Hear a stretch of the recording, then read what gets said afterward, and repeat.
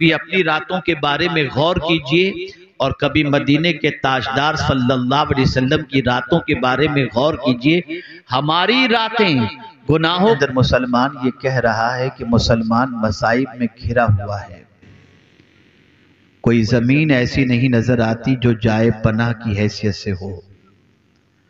जहां देखो मुसलमान खौफ व हिरास के अंदर जिंदगी के लम्हात गुजार रहा है। इत्मीनान और सुकून मुसलमान की जिंदगी के अंदर नदारत। दुनिया के हर खित्ते में मुसलमान अपने आप को कमजोर, नातवा और बेबस महसूस कर रहा है और ये सोच रहा है कि ये हालात कैसे बने। तो एक ही चीज उसके जहन में आती है और वो चीज ये है कि लोग हम पर जुल्म करते हैं। मेरा जुमला खास तौर पर पढ़े लिखे हजरात और आप भी जहन के अंदर महफूज रखने की कोशिश करें। पहले मासियत नहीं, पहले मुसीबत नहीं, पहले मासियत है। मुसीबत के मामले के अंदर कुरान के इस फैसले को पेश नजर रखें, जब मासियत होती है तो मुसीबत दरवाजे पे दस्तक देती है। मेरे प्यारे आका सल्लल्लाहु ताला अलैहि वसल्लम के प्यारे दीवानों, इसके बारे में रब्बे कदीर ने इरशाद फरमाया, मा असाबका मिन मुसीबतिन फबिमा कसबत ऐदीकुम, जो मुसीबतें तुम्हें पहुंच रही हैं वो तुम्हारे हाथों की कमाई है। हमने कभी अपने बारे में गौर नहीं किया कि हम कैसे हैं। लोग कहते हैं हमें अच्छा बनना है, मैं एक नुस्खा अता कर देता हूं, अगर अच्छा बनना है तो अपनी खामियां तलाश करो और लोगों की खूबियां तलाश करो। लेकिन हमारा हाल यह है कि हम लोगों में खामियां तलाश करते हैं और खुद में खूबियां तलाश करते हैं। ए रसूल आज़म सल्लल्लाहु अलैहि वसल्लम के दीवानों, जब तक हमारी जिंदगी सीधे रास्ते पर थी, अल्लाह अज़्ज़ व जल्ल की रहमतों का नुज़ूल होता था, बरकतों का नुज़ूल होता था। और उसने कुरान मुक़द्दस में खुद वादा फरमाया, वलौ अन्नहुम अक़ामुत तौरात वल इंजील वमा उन्ज़िला इलैहिम मिन रब्बिहिम लअकलू मिन फ़ौक़िहिम व मिन तहति अर्जुलिहिम। कुरान का वादा है कि अगर तौरेत पर, इंजील पर और जो कुछ नाजिल किया गया उस पर कायम रहते तो हम आसमान से तुम्हारे लिए खाना उतारते और पैर के नीचे से तुम्हें हम बहुत कुछ नेमतें अता फरमाते। हमारी जिंदगी कुरान से हट गई, हमारी जिंदगी तालीमात नबविया सल्लल्लाहु अलैहि वसल्लम से दूर हो गई।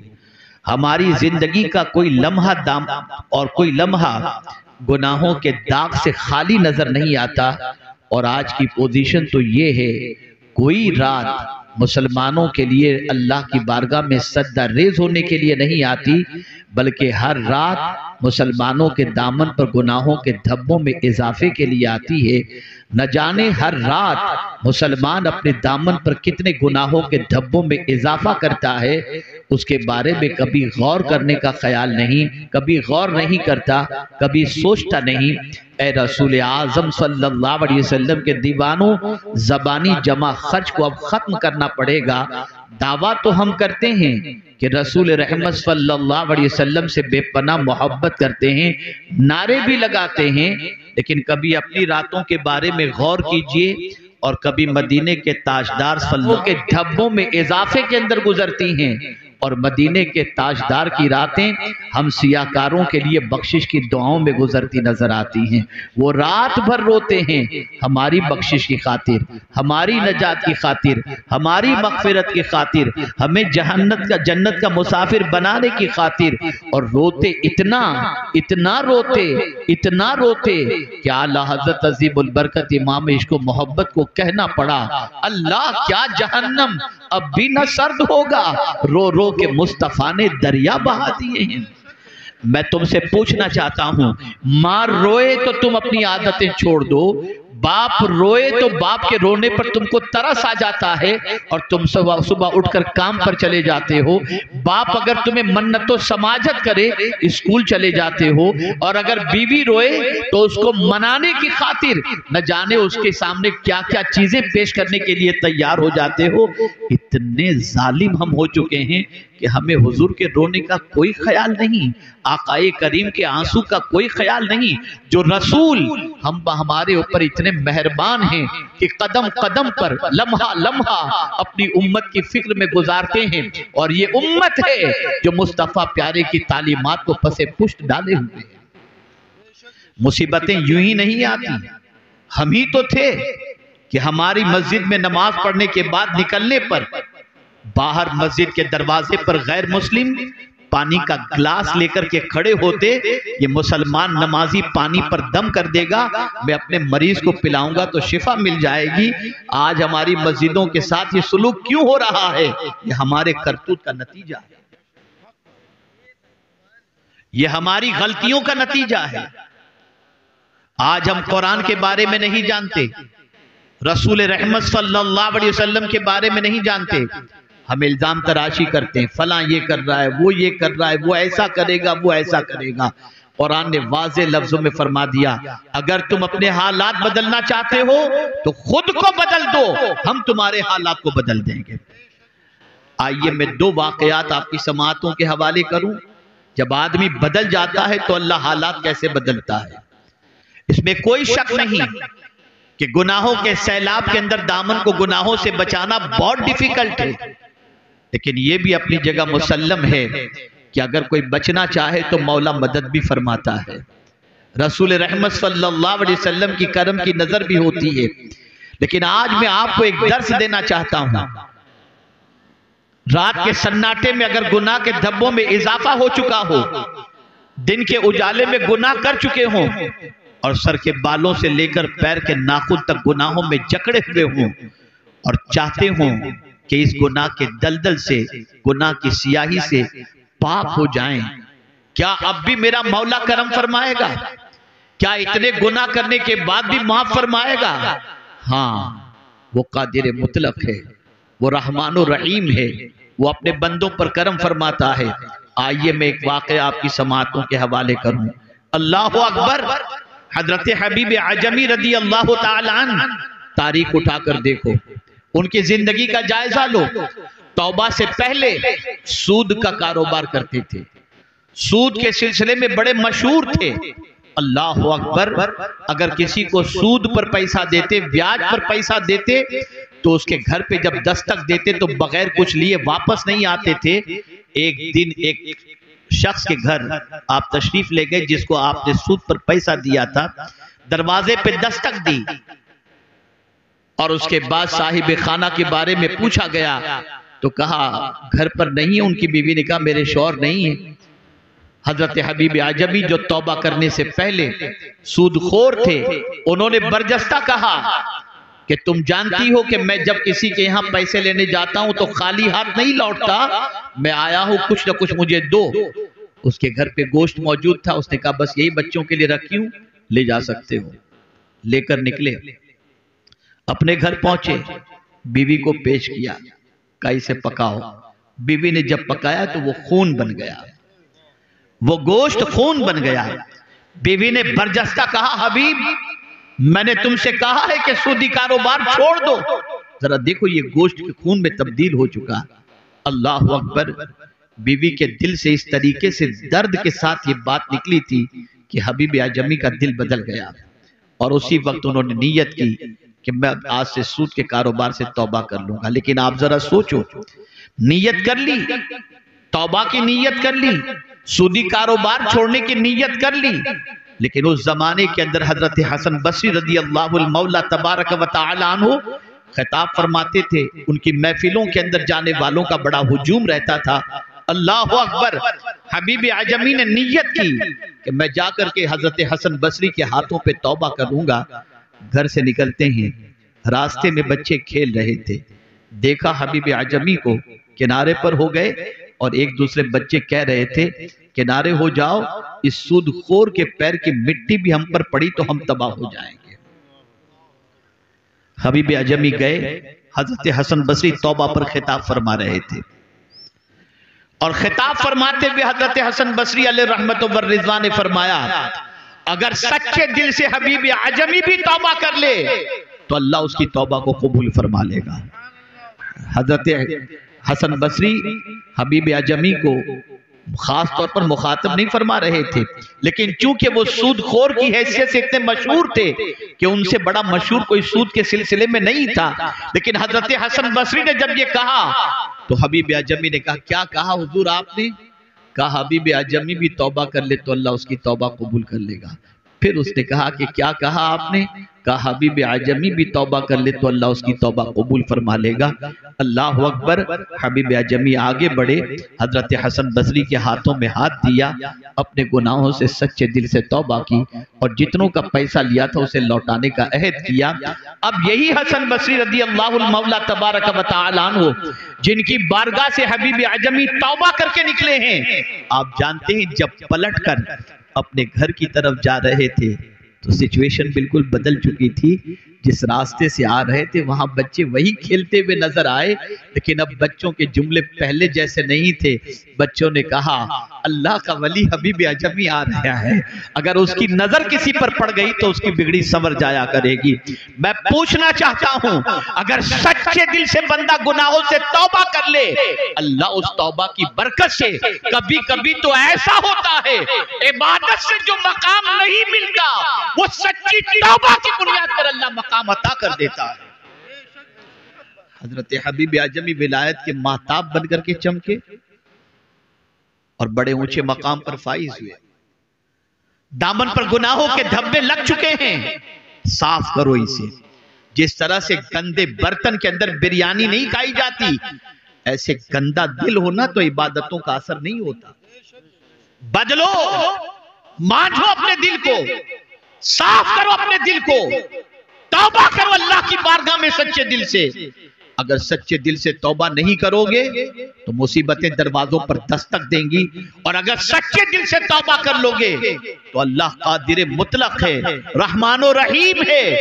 और उस करीम के करम पर कुर्बान जाइए कि जब कोई बंदा तौबा करता है तो मेरा मौला इरशाद फरमाता है, इन्नल्लाह युहिब्बुत तव्वाबीन व युहिब्बुल मुतत्तहिरीन, कि बेशक अल्लाह तौबा करने वाले और पाक रहने वाले से मोहब्बत फरमाता है।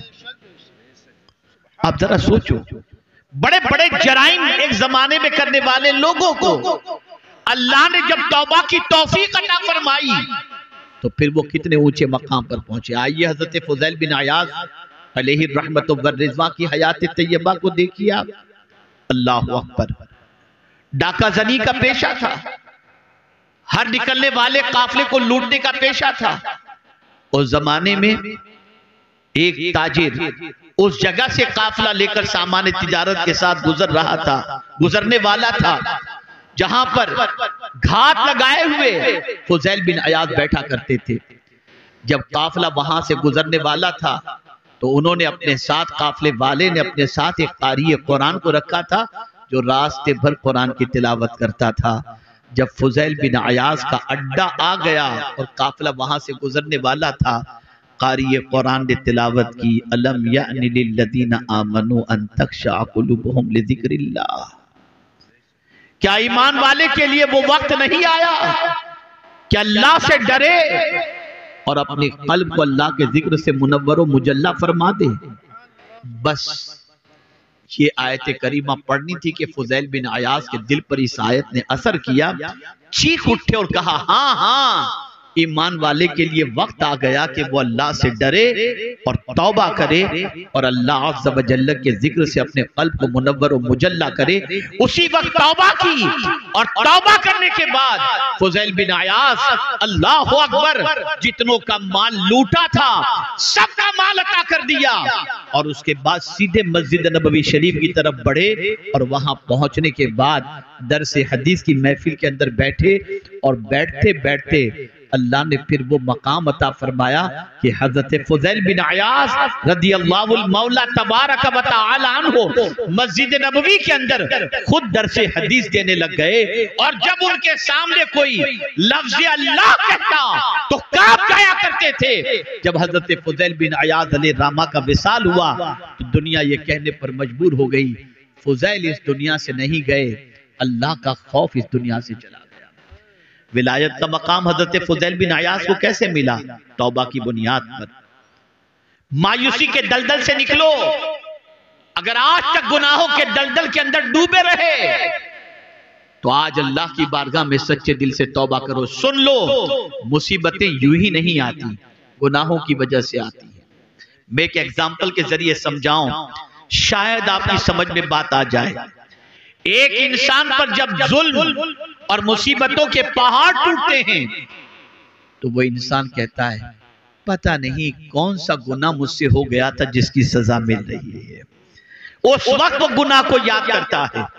इसलिए याद रखो, आज अपने गुनाहों को याद करो। और जानते हो ये कौन सा महीना है? ये शाबानुल मुअज्जम है।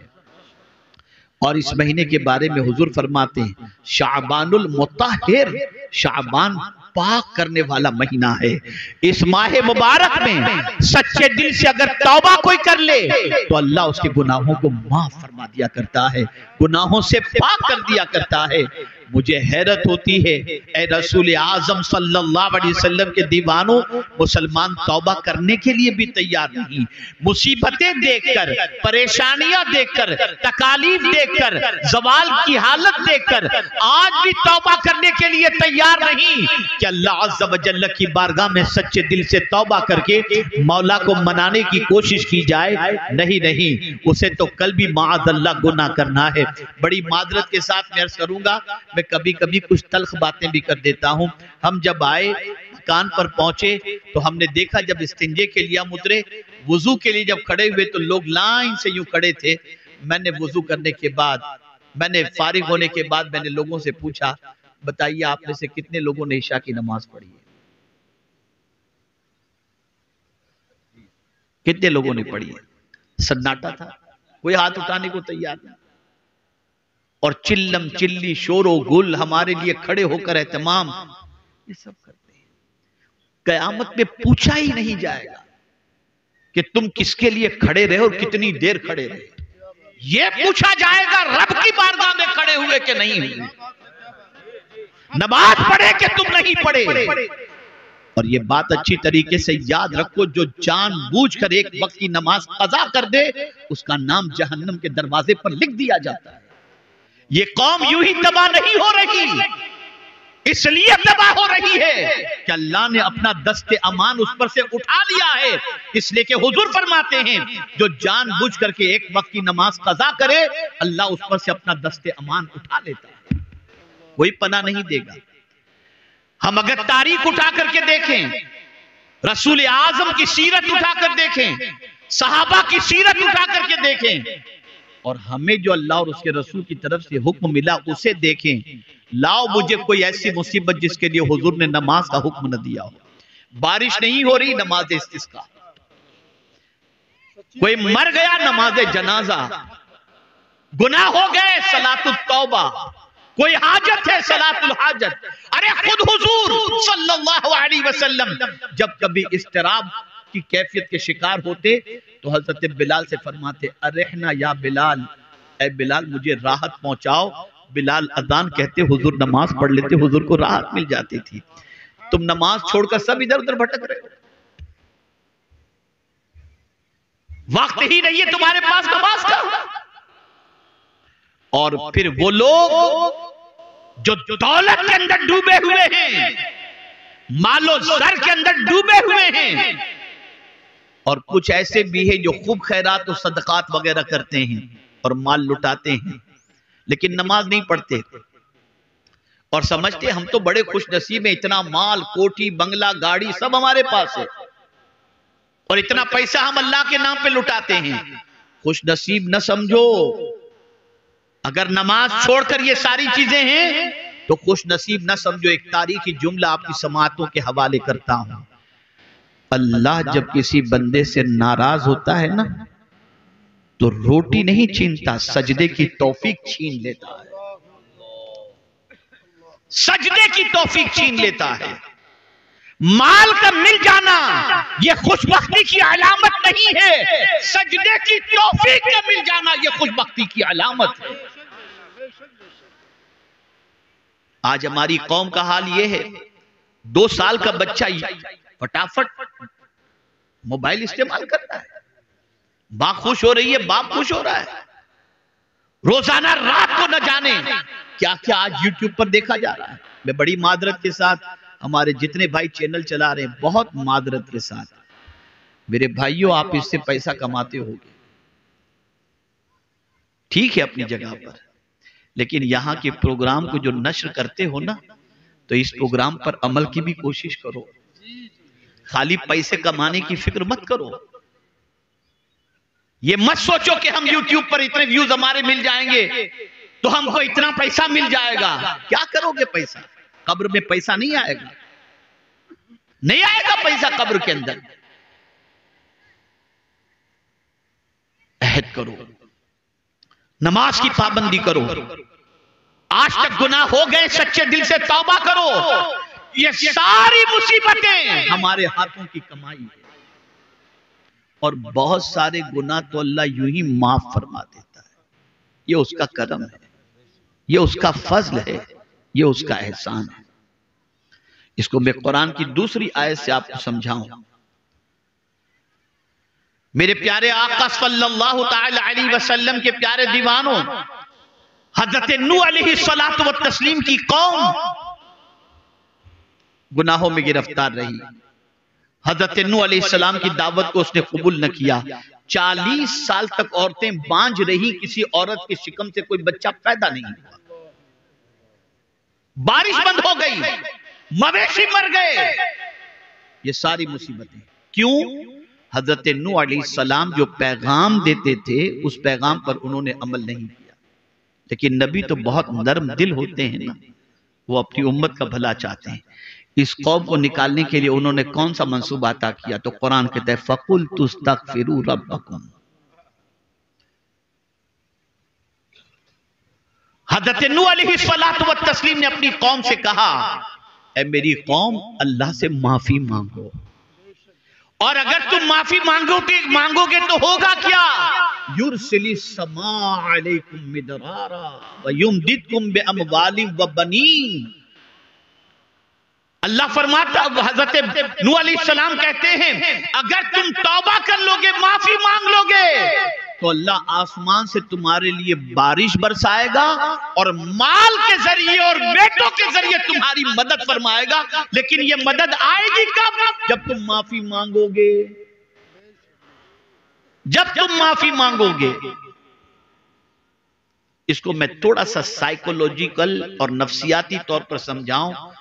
गुनाह करने से दिल पर बोझ होता है, और रोकर आंसू बहाने से दिल का बोझ हल्का हो जाता है। गुनाह किए, दिल पर बोझ हो गया, अल्लाह की नाफरमानी की, दिल पर बोझ हो गया। लेकिन बड़ी रात को अल्लाह की बारगाह में रो रो कर आपने तौबा कर ली, ये दिल का बोझ हल्का हो गया। मेरा करीम कितना अजमत वाला है कि उसकी बारगाह में तौबा करो तो दिल का बोझ भी वो हल्का कर दिया करता है। इसी तरीके से एक और आयत करीम आप देखिए, इंसान है, इंसान से गुनाह सरजद हो जाता है, लेकिन गुनाह के सरजद होने के बाद वो गुनाह पर मुसिर नहीं होता। कुरान कहता है वल्लज़ीना इज़ा फ़अलू फ़ाहिशतन औ ज़लमू अनफुसहुम ज़करुल्लाह फ़स्तग़फ़रू लिज़ुनूबिहिम व मन यग़फ़िरुज़्ज़ुनूब इल्लल्लाह वलम युसिर्रू अला मा फ़अलू व हुम यअलमून। और वो लोग जिनसे बेहयाई हुई, जिन्होंने अपनी जान पर जुल्म किया, फिर अल्लाह का जिक्र किया, अल्लाह से माफी मांगी। अल्लाह अकबर, अल्लाह अकबर। कौन है अल्लाह के अलावा जो गुनाहों को माफ फरमा दे? कौन है? माफी कौन नहीं मांगता? तवज्जो चाहूंगा, माफी कौन नहीं मांगता? जो अकड़ता है, जिसमें घमंड होता है, वो माफी नहीं मांगेगा। जिसके दिल में अल्लाह की मोहब्बत नहीं होती वो माफी नहीं मांगता।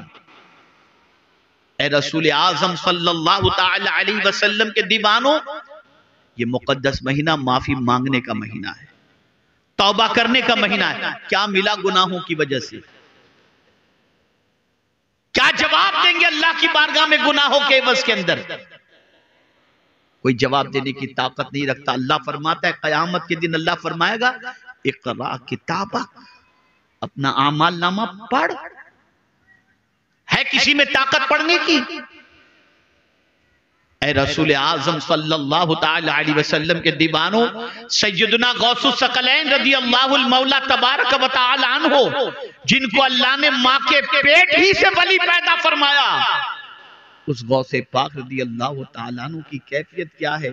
आखिरत का तसव्वुर जहन में आता है तो लरस जाते हैं और कहते हैं अल्लाह अब्दुल कादिर के गुनाहों को माफ फरमा, और अगर अब्दुल कादिर के गुनाह माफी के काबिल न हो तो कयामत में नाभीना उठाना ताकि तेरे नेक बंदों को देखकर वो शर्मिंदा न हो जाए।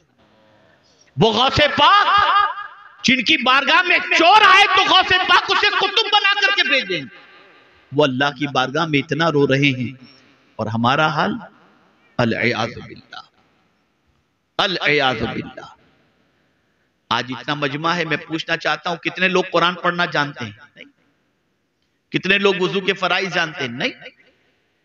कितने लोग गुस्ल के फराइज जानते हैं? नहीं। सीखना ही नहीं, दीन सीखना ही नहीं, दीन से कोई दिलचस्पी है ही नहीं। ए रसूल आजम सल्लल्लाहु अलैहि वसल्लम के दीवानों, होश के नाखून, ये मुसीबतें जो हमारे दरवाजों पर दस्तक दे रही हैं ना, ये हमारे हाथों की कमाई है, हमारे हाथों की कमाई है। हजरत अब्दुल्लाह इब्न मुबारक रदी अल्लाह तआला अन्हु फरमाते हैं बदन में सुस्ती, रिस्क में तंगी और जिस्म में बीमारी, जब ये तीन चीजें पैदा हो जाती हैं तो मैं समझता हूं और मुझे फौरन एहसास हो जाता है कि मेरी जबान से अल्लाह का कोई नापसंद जुमला निकल गया है, जिसकी वजह से इस मुसीबत में मैं गिरफ्तार हो गया। अभी सैयद साहब आलिमुल गैब के बारे में और आलिम के मसले के बारे में बता रहे थे। आप जरा सोचो, अल्लाह के बरगुज़ीदा बंदों के दिलो दिमाग के अंदर आखिरत की फिक्र कितनी थी।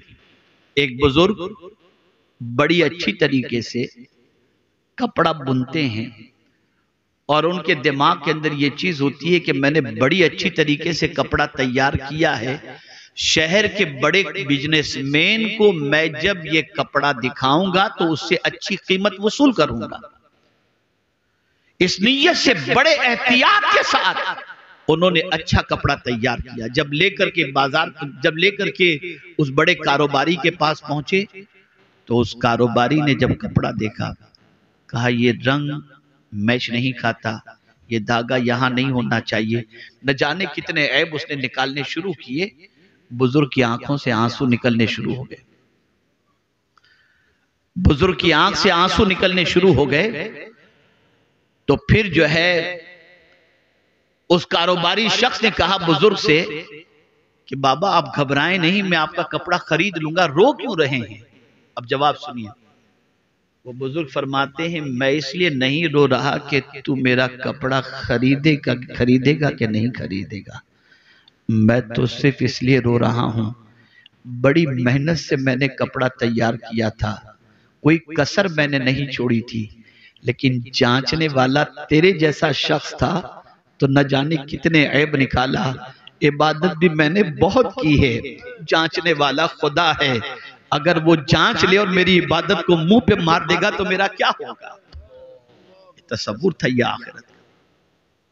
कोई डर नहीं रहा हमारे दिल में, कोई खौफ नहीं रहा, बेखौफ हो चुके हम लोग, अल्लाह का डर दिल से निकल चुका है।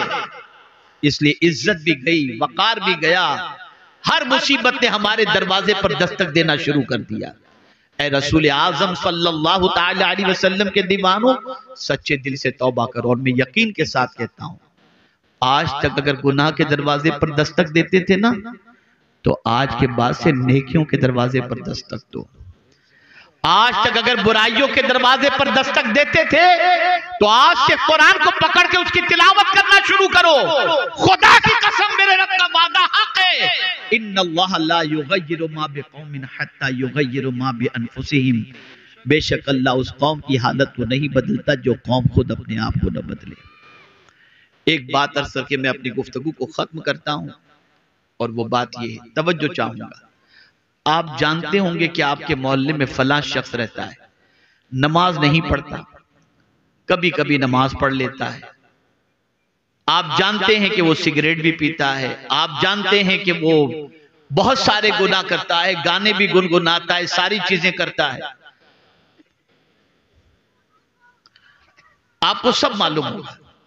लेकिन अचानक किसी हमारे इतने उलमा हैं, इनमें से किसी आलिम ने उसको समझा दिया होगा कि भाई तुम्हारे पास बहुत दौलत है और तुम्हारे ऊपर साहिब इस्तिताअत होने की वजह से हज फर्ज हो चुका, तुम्हें जल्दी से हज कर लेना चाहिए। उसका भी मन बना, चलो मैं हज कर लूं। जानते हो आपकी ये बेदमाशी है, जानते हो आप कि इसकी जिंदगी गुनाहों के अंदर लथपथ है, लेकिन उसने हज का फॉर्म भर दिया या किसी टूर के अंदर बुकिंग करवा ली और आकर के आपसे मिल करके कहता है हजरत इंशाअल्लाह मैं कल हज के लिए जा रहा हूं। अब आप उसके गुनाह को नहीं देखते, उसके किरदार को नहीं देखते। आप आलिम हैं, 5 वक्ता नमाज के पाबंद हैं, फिर भी उससे कहते हैं भैया जरा वहां दुआ में याद रखना, दुआ में याद रखना। या अल्लाह माजरा क्या है, इसके सारे पोल मालूम होने के बाद ये उस तरफ जा रहा है तो आलिम भी दुआ की गुजारिश कर रहा है, तो जवाब मिलेगा।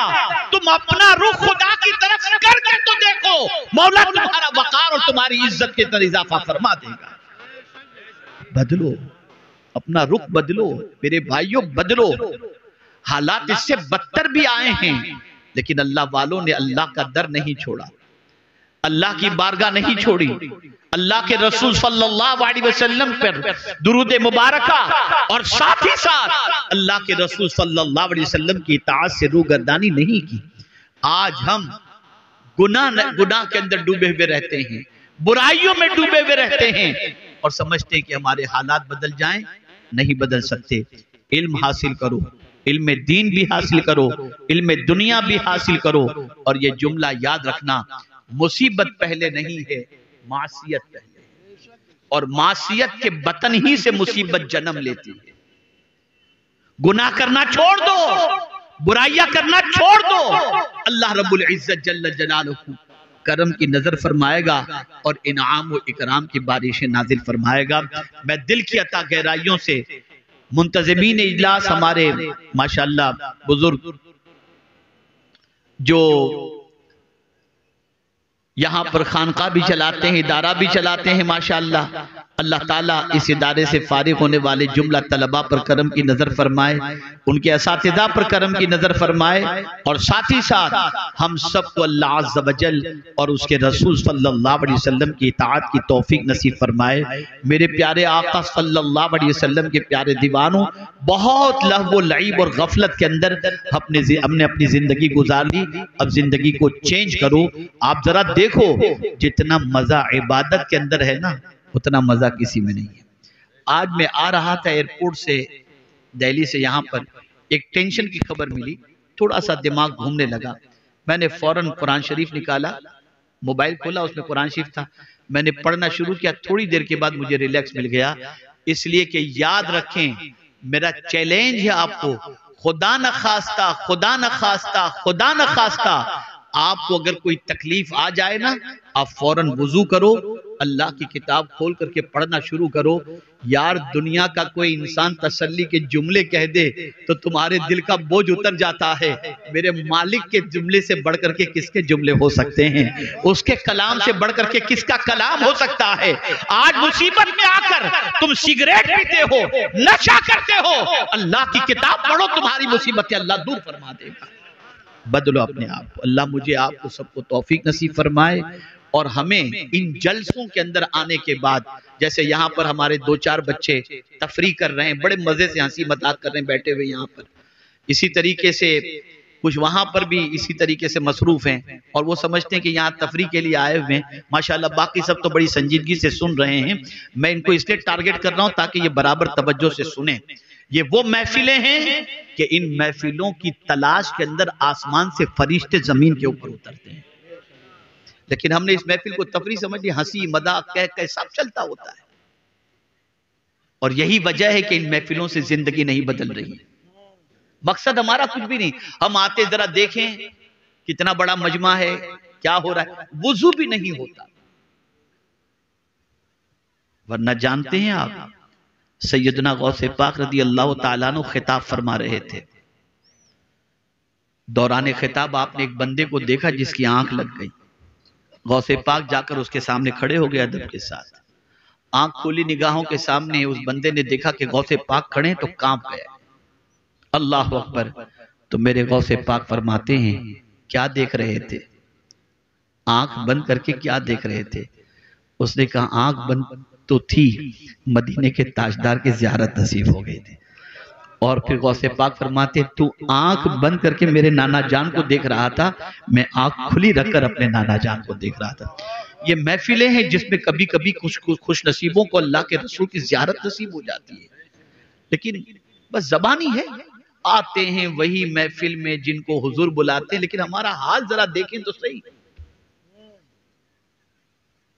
हम जरूर कहते हैं मैं सो जाऊं या मुस्तफा कहते कहते, खुले आंख सल्ले अला कहते कहते। ये कहने वालों से मैं पूछता हूं, कितनी रात तुम ये पढ़ के सोए हो, मुझे बताओ। और जब तुम्हारी आंख खुली है तब सल्ले अला तुमने कितनी मर्तबा कहा, जरा ये भी बताओ। ये जबानी लिप सर्विस का जमाना नहीं है, प्रैक्टिकल अपने आप को बनाओ। फिर आप देखो जब सल्ले अला कहते कहते तुम्हारी आंख खुलेगी तो मदीने के ताजदार की करम की बारिशें कितनी होंगी। जानते हो ये महीना कौन सा है? इसी महीने में आयत दुरूद नाजिल हुई है। आयत दुरूद इसी महीने में नाजिल हुई है। कसरत से दुरूद शरीफ पढ़ो, तौबा इस्तिग़फ़ार करो। और हमारे कुछ नादान लोग भी ऐसे हैं कि अगर कोई गुनाहों से तौबा करके सीधे रास्ते पे आ जाए ना, तो क्या कहते हो, अच्छा तू कब से सुधर गया। ये नहीं कि सुधर गया तो उसको एप्रिशिएट करें, यार दुआ कर मेरे लिए, मैं भी तेरी तरह सुधर जाऊं। नहीं नहीं, अच्छा तू सुधर गया कब से, ला हौला वला। अगर कोई ऐसा कहे उसे शैतान समझना, शैतान समझना।